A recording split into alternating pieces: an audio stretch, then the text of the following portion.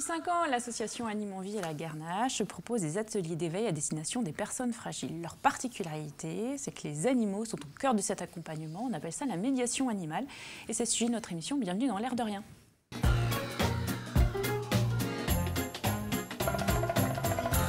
Bonjour Yvelis, bonjour Gilbert. Bonjour. Donc vos deux chroniques dans cette émission. Pourquoi il rigole, Gilbert? Non, j'ai pas envie de pleurer. C'est une bonne nouvelle. Donc, vous revenez sur une chronique que vous aviez entamée. Ah bah oui, j'avais été censuré la dernière fois. Voilà, c'est ça. Donc, du coup, voilà. vous revenez à la charge. Donc, sur la signification... Le nom des voix et ce qu'elles nous disent. Très bien, merci. Des voix. Les voix nous parlent. Les voix nous parlent, très bien. Yvelis, bonjour. Bonjour Cathy. Donc, on terminera l'émission avec vous. Vive le sport. Vive le sport. Et vive l'alimentation des sportifs. L'alimentation des sportifs, donc, avec 2 ouvrages qui conseillent sur la nutrition. Et comme on est tous très, très sportifs, ça tombe bien. Bien. Camille de Ravinel, bonjour. Bonjour. Donc, vous êtes fondatrice et coordinatrice de l'association Anime en Vie, qui est basée à la Garnache. C'est ça. Voilà, donc ça fait 5 ans. 5 ans, oui, qu'on existe. Voilà. Vous travaillez avec beaucoup d'animaux. Oui. Puisque vous êtes sur la médiation animale. On va expliquer de quoi il s'agit. Dans votre équipe, il y a combien d'animaux? Alors, on travaille avec une 40aine de collaborateurs. Oui. Le plus petit étant le hamster et le plus gros, le cheval. Donc, c'est pas seulement le chien et le cheval, parce que c'est un peu dans les stéréotypes qu'on a de la médiation animale. Donc, poule, vous m'avez dit même? Oui. Ouais, nous, notre positionnement, c'est en effet d'offrir une diversité d'animaux. Parce qu'en effet, si le cheval et le chien sont très connus dans leur rôle de médiateur, il y a des gens qui vont être attirés beaucoup plus par nos petits animaux, lapins, cochons d'Inde, chinchilla, ou les animaux de la ferme, le mouton, les chèvres ou la poule, et tous peuvent susciter un intérêt auprès de ces personnes. D'accord. Parce que ce qu'il faut bien comprendre, c'est que c'est pas forcément parce que l'animal en lui-même, il est thérapeutique, c'est ce que vous allez faire avec l'animal, c'est bien ça? C'est ça. En fait, les animaux, ils vont proposer différentes stimulations selon leur gabarit, selon leur comportement. Et c'est voilà, avec ça, on va pouvoir travailler différents aspects relationnels, sociaux, cognitifs. Alors, comment est-ce qu'un lapin, par exemple, peut aider donc, une personne en situation de handicap ou un enfant qui a des difficultés? Comment est-ce qu'il peut participer comme ça à son éveil? Alors, en fait, nous, on essaie de partir du comportement naturel de l'animal. Hein, c'est pas des animaux de spectacle. Le lapin, en séance, il mange des carottes.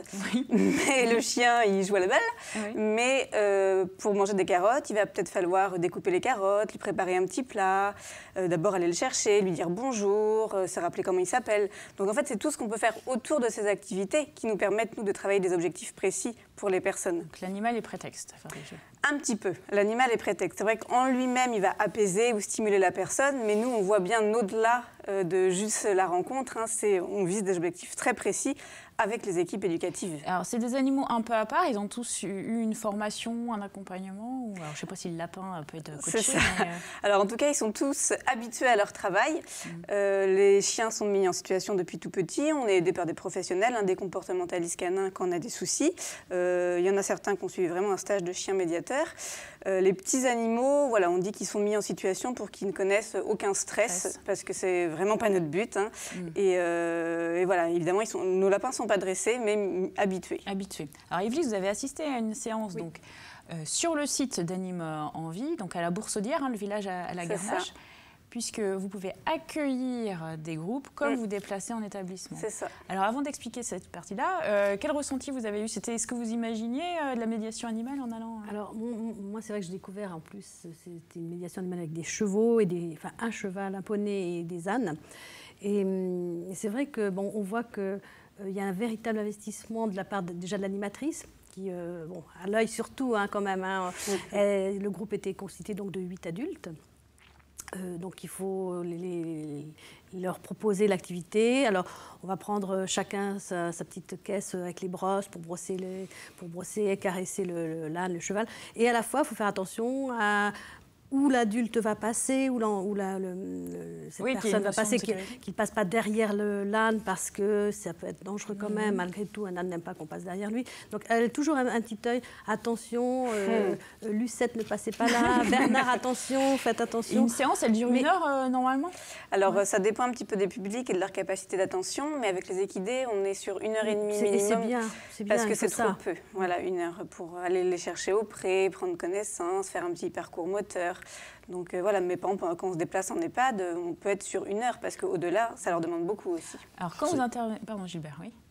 Ce public fragile, vous pouvez le décrire aussi, parce qu'on peut parler des animaux, mais on peut aussi parler de celui qui reçoit. C'est vrai que donc nous, on intervient avec un public très large, en fait, puisqu'on est 4 intervenantes, donc on a chacune nos spécificités. Donc ça va de la toute petite enfance aux personnes âgées très dépendantes et désorientées. Donc voilà, on a travaillé avec des enfants autistes, trisomiques, ou simplement avec des gros troubles de l'attention ou relationnels, parce qu'ils sont accompagnés par la protection de l'enfance, par exemple, ou des adultes, voilà, comme vous avez pu rencontrer. Handicapés qui effectivement déficients ou traumatisés crâniens parce qu'ils ont eu un accident de la vie. Et quand vous intervenez au sein de la structure, donc en établissement en EHPAD ou en foyer d'adultes handicapés par exemple, donc vous emmenez les animaux évidemment, puisque c'est la base. Ouais, donc on ne peut pas emmener tout type... Non, quand on se déplace, avec les petits animaux quand même. C'est vrai qu'on est chargé.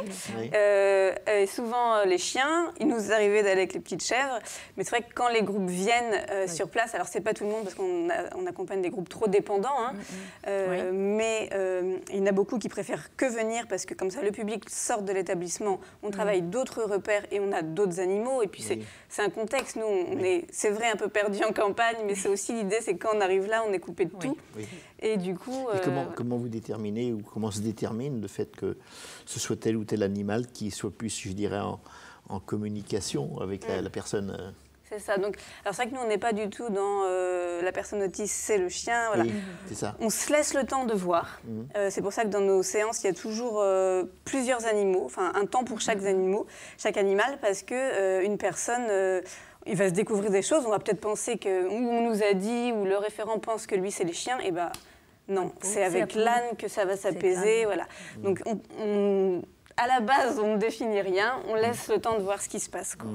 Parce que vous aviez pris l'exemple aussi, quand on préparait l'émission, de la poule, un monsieur en fait, alors que c'est vrai qu'on dit une poule... Aussi, il y a des gens qui sont attachés à la poule. Pourquoi lui particulièrement? Alors c'est une dame, et c'est vrai que donc, nous on a des poules parce qu'on fait une petite ferme, mais c'est pas un animal médiateur en soi. Et en fait, c'est vrai qu'il y a une dame qui aime particulièrement sortir de l'établissement et venir au centre. Pour sa poule, Pétale.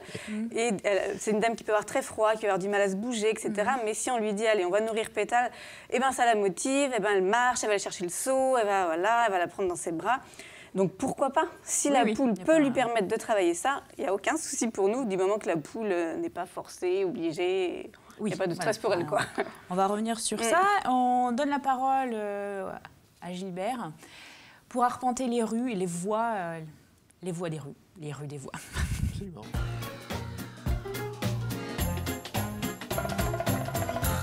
Alors, que nous raconte le nom des rues? Si on doit arpenter toutes les rues, on n'a pas fini, parce qu'il y a 2 millions de rues en France. C'est ce que vous aviez dit la dernière fois. Il y a du chemin à faire. Mais alors, qu'est-ce qu'elle nous raconte? Souvent, ça caractère, je dirais, un petit peu géographique, mais aussi le deuxième angle important, c'est aussi celui des personnages. Mais à travers ça, c'est une visite non seulement, je dirais, géographique, mais c'est aussi, on traverse un petit peu l'histoire, les arts, un certain nombre de sciences ou de domaines. On l'a vu déjà au cours d'une précédente émission, qu'il y avait la rue de l'église, la rue de la mairie, qui revenaient très souvent. C'est normal parce que c'est lié à l'histoire. Il y a des rues qui sont où le nom est très ancien. Et puis il y en a partout, des mairies, des églises. Ah, voilà. Mais il y a aussi quelquefois des noms de rues qui sont spécifiques à certaines régions. Par exemple, dans la rue du Beffroi, évidemment, on va le trouver dans le Nord.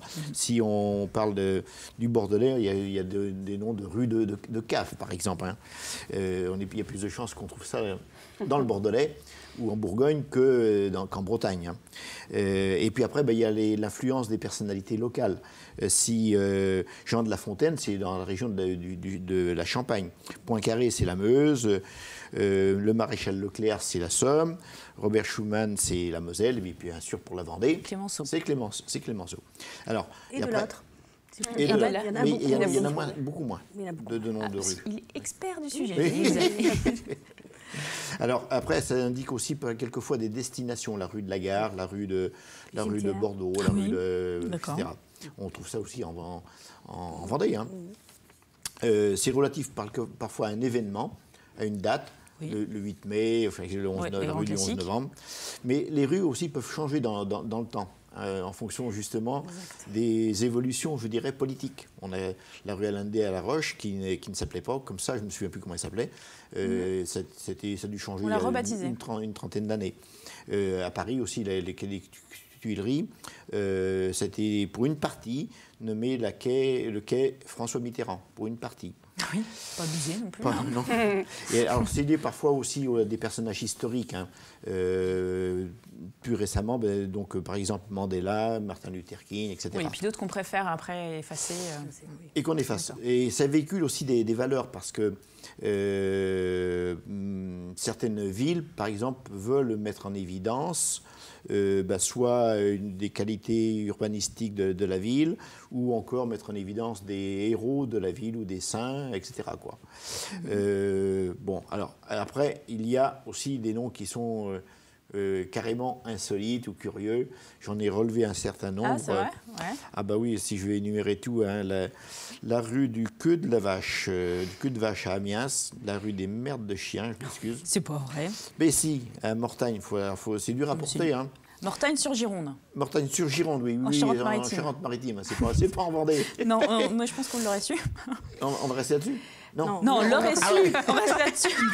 Il a trop peur que je censure une autre fois. Rue des mauvais garçons. Des mauvais garçons à Paris, de la dette à Pornic, de la fringale dans la Nièvre, de la grande truanderie pavé d'andouille, ça c'est dur. Oui, pavé d'andouille, oui. Du trou au chat. Des fesses fanées? Des fesses fanées, ouais. Et du coup, jarret, on peut penser que ça montait. Sur une enveloppe. Il y a toujours, de toute façon, une histoire quand même derrière ça. Ah bah, j'espère, parce que sinon... Il y a une origine. Alors, on va les femmes fraîches. On va pas tout voir. Hein.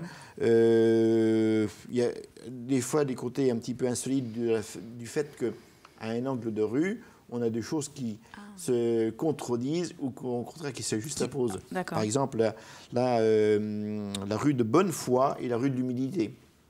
Donc c'est plein de vertus dans cette zone-là, sûrement. Alors en Vendée, on pourra en trouver aussi, hein, par exemple, au Poiré-sur-Vie, il y a le chemin des Amours.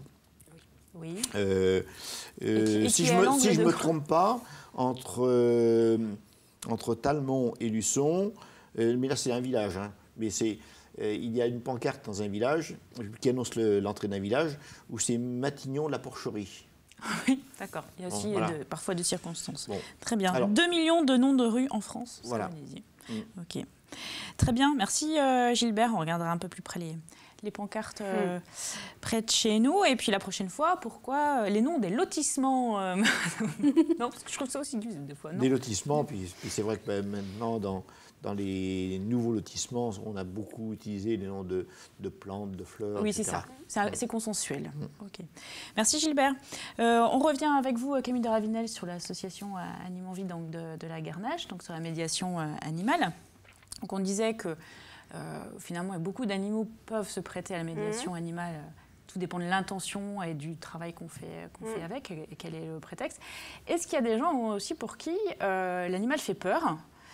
Donc, il peut y avoir un blocage et donc ça ne fonctionne pas. Bien sûr. Ouais. Alors, c'est vraiment pas un média miracle. Hein. Nous, on dit toujours quand on commence avec un établissement, pour certaines personnes, on peut essayer. Parce qu'il y a des personnes, malheureusement, il y a des personnes qui vont dire oui, je veux absolument faire partie de cette activité. Des personnes qui n'ont plus la capacité de communiquer. Oui. Donc, nous, on peut toujours dire on peut essayer. Et il y a des personnes, on va voir tout de suite que ça leur fait peur. Donc, si vraiment il y a une peur, nous, c'est pas du tout l'intérêt. Hein. La médiation animale, ça se travaille avec des gens qui ont envie et qui sont attirés par les animaux.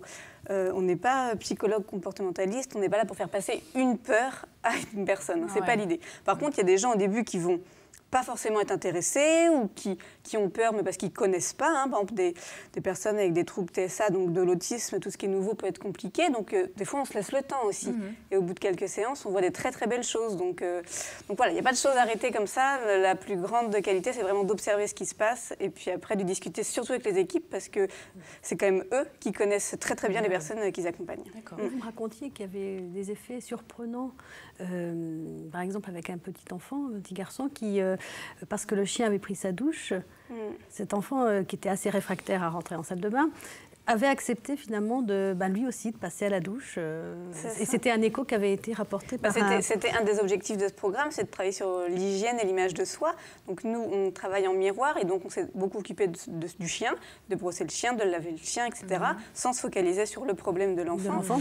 Mais mine de rien, il y a des choses qui passent. Et en effet, cet enfant, en rentrant au foyer, quand l'éducatrice lui disait « il faudrait aller te laver », il disait « ah oui, c'est vrai, je vais faire comme Jingo ». Voilà. Donc on ne dit pas que c'est à vie, que c'est gagné à vie, mais ça peut aider, vraiment. Alors, vous intervenez aussi en milieu carcéral ou avec les visiteurs C'est ça. Donc, on a commencé à travailler l'année dernière en milieu carcéral avec l'association Répit. Donc, c'est plutôt l'association qui permet les relations enfant-papa. Et donc, voilà, cette association cherche souvent des médiateurs pour que la rencontre se passe de manière spontanée, joyeuse et gaie. Et donc, nous, c'est vrai que l'axe de la parentalité, c'est quelque chose qui nous tient à cœur. Et donc, on soutient ces rencontres. Donc, ça veut dire qu'il y a un animal qui accompagne au parloir Alors, on n'est pas dans le parloir, on est plutôt sur des salles d'animation plutôt joyeuses, sur des séances pour l'instant ponctuelles, fêtes des pères, Noël, etc., pour rendre le côté sympa. Et voilà. On n'est pas dans un petit parloir, quoi. Alors, vous n'êtes pas toute seule à travailler à Anime en Vie. Alors, votre équipe, au-delà de la ménagerie, là, de 40... C'est ça. Il y a deux équipes, hein, les animaux et puis le personnel. C'est ça. Donc, c'est vrai qu'au début, j'ai commencé toute seule avec les bénévoles et c'est sympa d'avoir des collègues animaux, mais c'est bien quand il y a des vraies personnes qui nous rejoignent. Donc, on est 4 intervenantes maintenant, donc 2 salariés. 2 intervenantes prestataires qui travaillent pour nous, mais quelques jours par semaine. Et puis, il y a ces bénévoles, heureusement. Donc, parmi eux, il y a ceux qui composent le conseil d'administration, comme toute association, qui sont plutôt des personnes ressources dans le pilotage stratégique de l'association et qui peuvent avoir des précieux conseils parce que dans les programmes ou dans des situations particulières, ce sont des orthophonistes, neuropsy, psychomotriciens. Voilà, précises, quand des fois, nous, on bute, on n'a pas d'idée, on ne sait pas comment. Voilà, donc, ils sont là pour ça. Et puis, on a beaucoup de bénévoles bricoleurs, heureusement, parce que c'est quand même une mini-ferme où il y a énormément à faire. Donc, voilà. Et puis, on a un service civique. Il ne faut quand même pas oublier, c'est les jeunes qui nous rendent un sacré coup de main. Et vous avez il y a des représentants aussi de gens qui sont touchés, des parents par exemple ou des... Alors il y a des parents qui adhèrent, qui sont des adhérents, qui ne sont pas bénévoles forcément actifs parce que comme vous savez les parents ils sont déjà très pris, mais on a beaucoup de parents adhérents. Oui. Et un des gros projets de l'association, c'est de créer un site, c'est de créer des tipis, je crois. C'est ça, voilà, c'est le projet. Alors pour 2018, ça devrait s'ouvrir. Hein. Donc on a beaucoup de demandes de venir passer quelques jours sur place parce que c'est vrai que des fois un atelier c'est très court pour profiter des effets de la nature et des animaux. Et donc, on a envie, sur les mois d'été, évidemment, d'offrir des courts séjours médiation animale. Et l'idée, c'est que les gens puissent dormir au cœur de la nature, donc en tipi. Donc, c'est un peu insolite. Je pense que ça va prendre. Donc, pour les établissements spécialisés. Et puis aussi des séjours de rupture pour ces jeunes qui ont des troubles du comportement et qui fait de casser avec leur environnement quelques jours et de se retrouver au sein des animaux peut faire grand bien. Très bien. Merci beaucoup. En tout cas, ça a donné envie. Il y a un site internet. Bien sûr. Vous organisez des portes ouvertes, des choses comme ça Alors, des portes ouvertes, on va en avoir une justement avec les tipis, là, en printemps 2018. On va faire une grande porte ouverte. C'est ça. On va en parler. Merci beaucoup, Camille de Ravinel. Donc, Anime en Vie à la Garnache. C'est ça. Très bien. On termine l'émission avec Yves-Lise, en petite et grande foulée. Oui. Et dans l'assiette surtout. Et dans l'assiette surtout.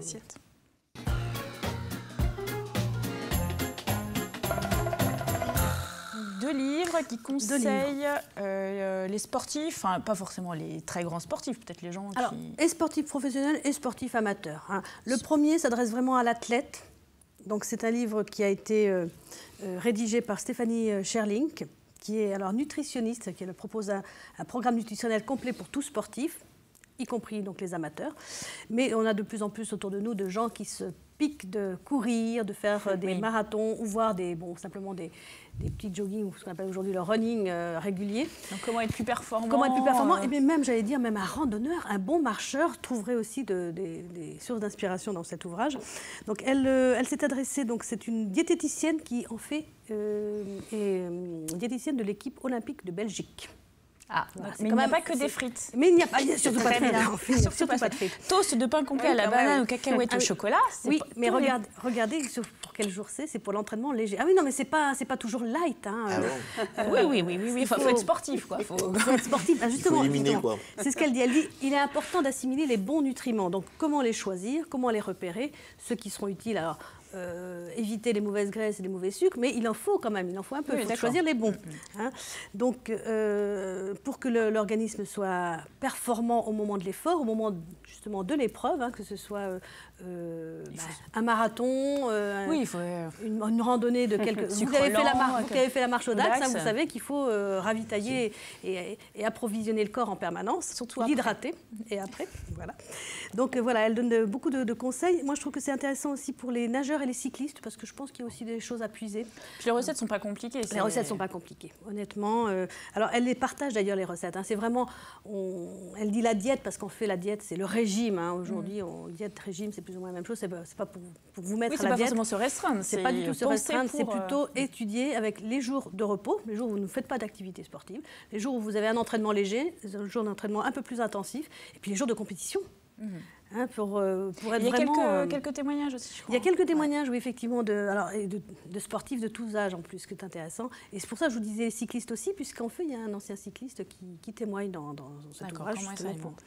Donc, des recettes un peu variées. Donc, par exemple, un jour de repos, vous faites un plat de riz complet avec de la feta, mais par contre, le jour où vous avez une compétition, vous passez plutôt aux bananes au four, bien pleines, bien chargées, bien pleines de vitamines, de magnésium surtout, puis de potassium. Voilà. D'accord. Donc ça, c'est combien ce livre? Alors, ce livre, il est vendu au prix de 29,50 € aux éditions du Rouergue. Voilà. C'est donc Stéphanie Scherling. Deuxième ouvrage. Deuxième ouvrage qui est alors là beaucoup moins cher, mais aussi qui n'est pas vraiment un véritable ouvrage, c'est un cahier en frais. C'est un cahier fitness food destiné plutôt aux filles qu'on appelle les fit girls, les femmes qui se mettent à faire beaucoup de training, beaucoup d'entraînement. C'est pareil, dans notre entourage, on en a quelques-unes, donc des femmes qui cherchent à être en forme, se muscler, et pas se muscler n'importe comment, hein, parce que c'est pareil, son programme donc, se repose sur 4 semaines. D'accord, c'est un programme. C'est un programme de 4 semaines pour se muscler et pour s'alimenter. Donc elle donne par contre pas mal de recettes aussi bien détaillées. Je n'ai même pas donné le nom de l'auteur. C'est Élodie Silaro et l'éditeur, c'est les éditions Solar. Donc si vous voulez affiner et perdre du gras, elle recommande certaines activités cardio. Hein, avec un travail d'endurance, course à pied, vélo. L'activité, il n'y a pas que l'alimentation. Elle donne aussi beaucoup de conseils effectivement pratiques, des exercices d'activité physique. Il y a du dessin. Mais si vous voulez au contraire augmenter votre masse musculaire, c'est-à-dire vous muscler un petit peu et pas que les pectoraux, mais aussi les biceps. Plus de protéines. Voilà, alors plus de protéines, mais aussi faire des séries courtes avec des petites haltères, donc les objets plutôt lourds, et par des séries courtes. Alors que si vous voulez vous muscler, garder des muscles. Ne pas se muscler. Ne pas se muscler, mais garder se muscler, mais pas avoir des muscles volumineux. Il faut au contraire faire des séries longues, mais avec des objets peu lourd. Ah bon? Ah, il y a toute une subtilité. Gilbert. C'est pas Gilbert. Voilà. Alors, combien celui-ci? Alors celui-là, ce cahier fitness est à 7,90 € donc aux éditions Solar dans la collection My Life is Beautiful. Très bien. Tout un programme là aussi. Donc ça, on retrouve classiquement dans les librairies. Classiquement dans les librairies. Oui. Ok, très bien. Merci Lise. Ils n'ont effectivement pas exactement le même objectif. C'est pour ça qu'ils sont assez complémentaires. Très bien. Je sens que Gilbert est tenté. Ah oui, absolument. Surtout, il est bien girly. Non, je pourrais en parler dans 6 mois. Girl fit. Exactement. Et on termine cette émission avec la une du magazine Racine du mois de mai. Notamment, vous étiez à la rencontre de Britanniques qui vivent dans notre région et qui se posent des questions. Beaucoup d'inquiétudes, beaucoup d'interrogations sur l'après-Brexit. Et est-ce qu'ils ont que sera demain intérêt à rester ici? Wait and see. Oui, très bien. Parce qu'il y a quand même un nombre assez important d'Anglais qui sont établis chez nous, dans certains coins, des petites colonies. En Vendée, en Deux-Sèvres, en Maine-et-Loire, dans le Saumurois. Plutôt le sud du département pour chez nous et les Deux-Sèvres. Et certains vont subir aussi une baisse de leur retraite. Voilà, donc c'était à découvrir dans le magazine Racine du mois de mai. Merci Camille de Ravinel. Merci pour votre accueil. Eh bien, bonjour à votre équipe. C'est ça. Gilbert, on se retrouve la semaine prochaine et Yves aussi. À bientôt.